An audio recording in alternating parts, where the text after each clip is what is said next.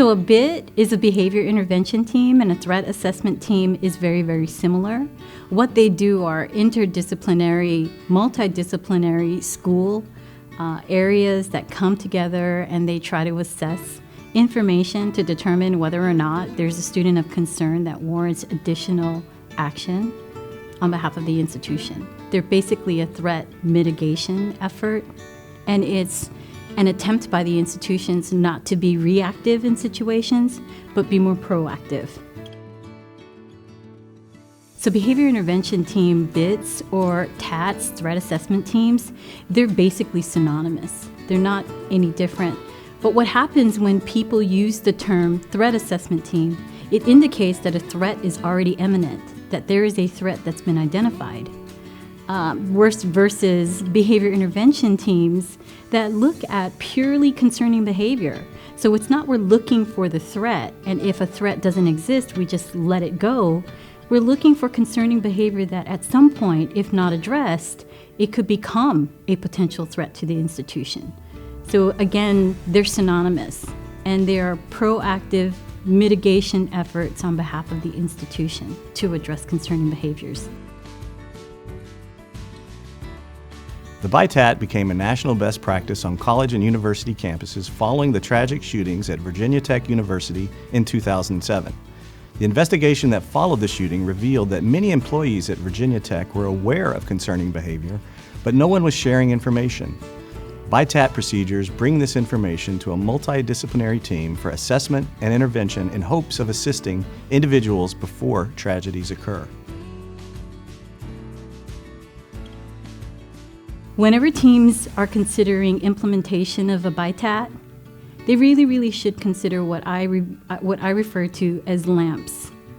L for leadership, A for authority, M for the type of model that the institution wants to use, if any at all, M for membership, who's going to sit around the teams, P for professional development, because ongoing professional development and training, they're real important, and S for structure. Those are the things that, if a team was looking to put something together, would be probably the first things that I would advise them to address.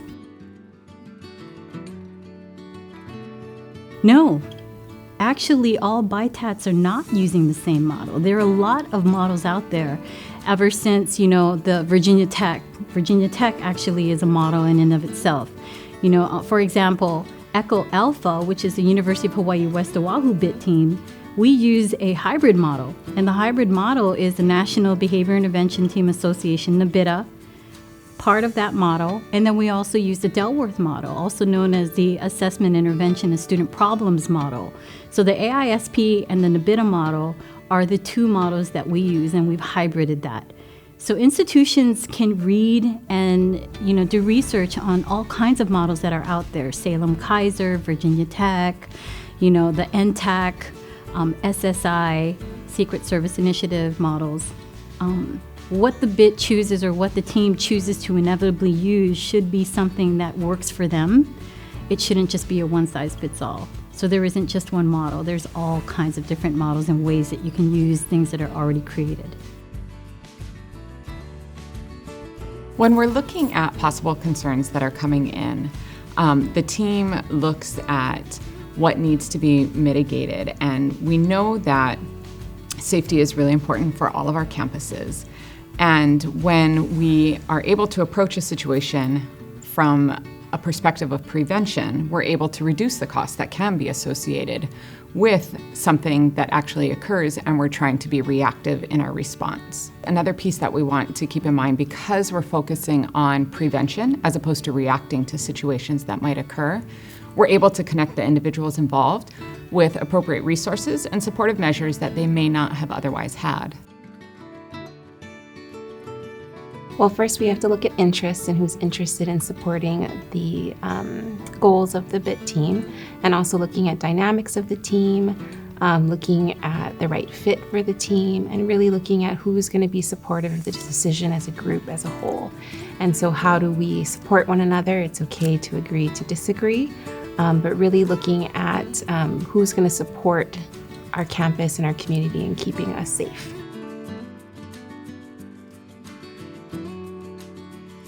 When you're looking at pulling together a team, there are a lot of different things that you need to think about. One is you want to be able to have a lot of different perspectives from the campus community, so you want to make sure that it's multidisciplinary from the get-go.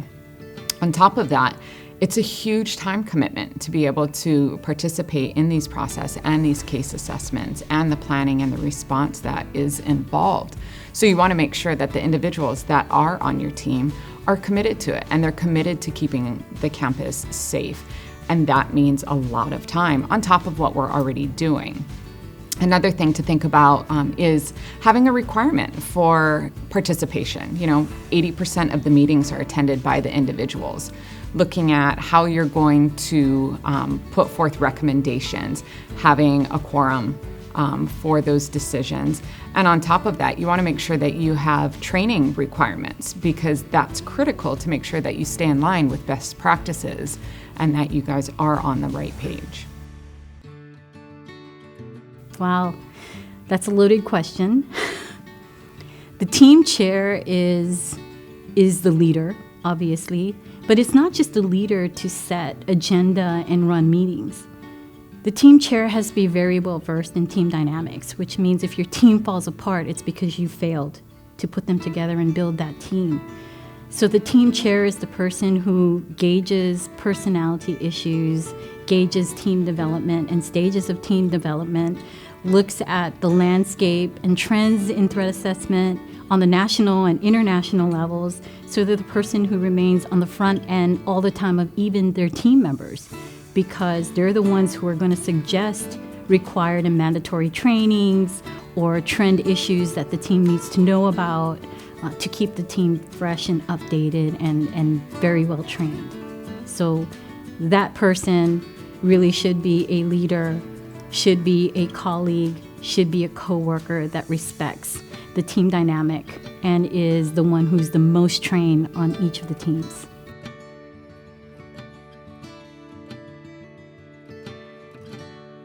Yes, it would be very possible as long as the protocols for each of the teams allows, as well as each of the chairs consult with one another and according to availability and need depending upon the area, making sure that all members are trained in threat assessment.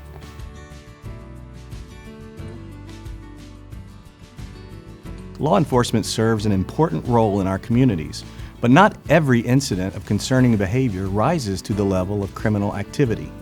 BITAT procedures can respond to incidents of concerning behavior and provide support to individuals in situations where law enforcement might not have any jurisdiction, especially when an administrative approach is a more positive and effective means for addressing the institutional issue.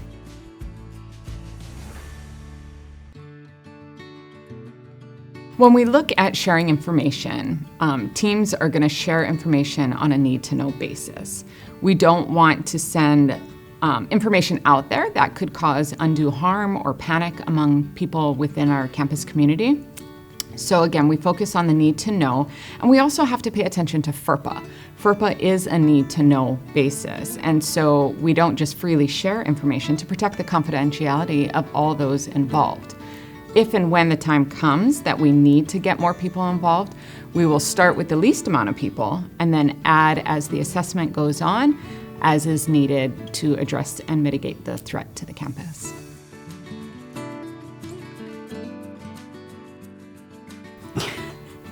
I laugh because a lot of people don't like the response to that. It depends. It's not going to be a yes or a no response. So the only time when we would actually notify a lot of other people out there is when we actually recognize that there is a threat. And at that point, that shouldn't be something that's reported to the BIT. That should be something that's reported either to the police department or to the campus security, depending on the facts that are reported.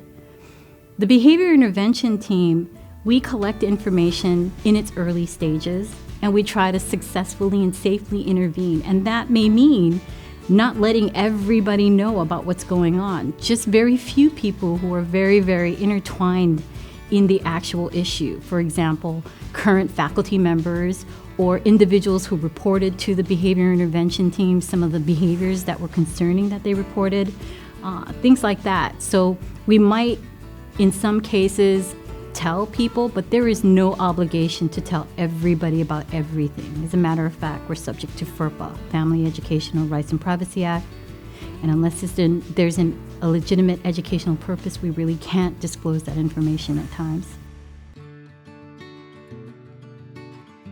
When we're looking at a case that comes through and we're trying to figure out who needs to be involved in the case, we're taking a very broad picture of the case to see how many people can be involved in the most minimal way possible. And then if we need to, we can add other individuals to the case when the time is appropriate. We have FERPA, which is guiding us, of a federal law that protects students' privacy rights. And we have to always keep that in mind as we're thinking about who needs to be involved in this case. Having a multidisciplinary team when we're working through a case really lends itself to have different perspectives throughout the campus community to help us decide who needs to be involved in this so that everybody is protected while we go through the process.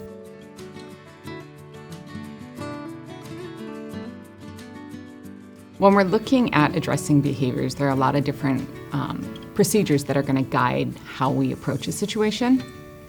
Some of the things that we need to think about is, first of all, that it is not a free-for-all. We don't get to just arbitrarily decide who's going to go through this process and how it's going to be handled.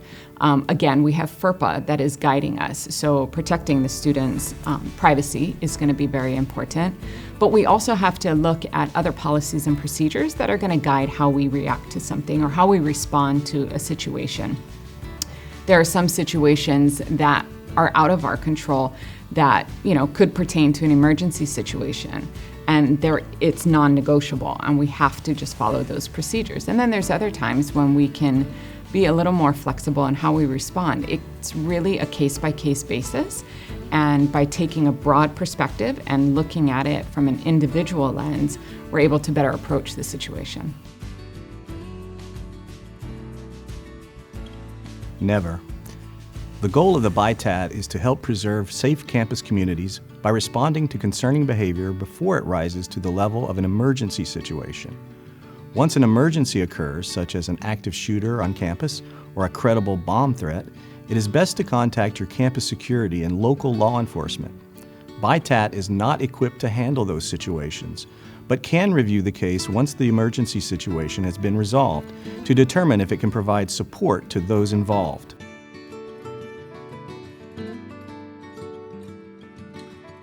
It depends on the nature of the case and the information that BITAT collects during its assessment process. It is important to keep the reporting party informed in a general sense, sharing only those details necessary to assure them that the case is being reviewed and managed by the team. Keeping the reporting party informed will also help you to build trust between your BITAT and the campus community if they share their experiences with the BITAT with their colleagues. However, there are privacy rights of individuals involved that are protected by law and that must be respected throughout the process. It is important that your BITAT understand FERPA and other laws that impact how information can be shared within your campus community.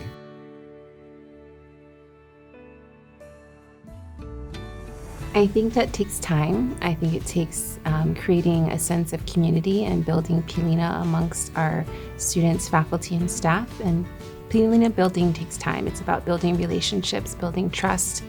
It's also about the BIT's ability to learn from our mistakes, acknowledge that when we make mistakes, how do we correct those mistakes and how do we move forward?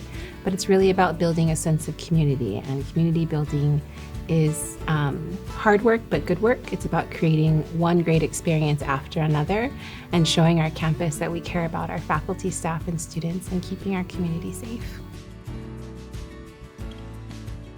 Well, it really depends on the team and the needs of the team. So usually about every 2 to 3 weeks, depending upon what's happening that semester.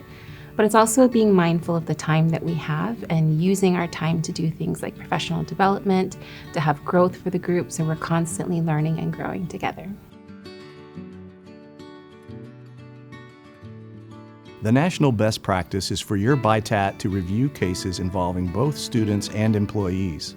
However, it might be a good idea starting out to review only student cases or employee cases, depending on your institution's needs. Once your team has experience and is comfortable reviewing cases, your team can add employee or student reviews. It's important to remember that student and employee cases will have different procedures and standards.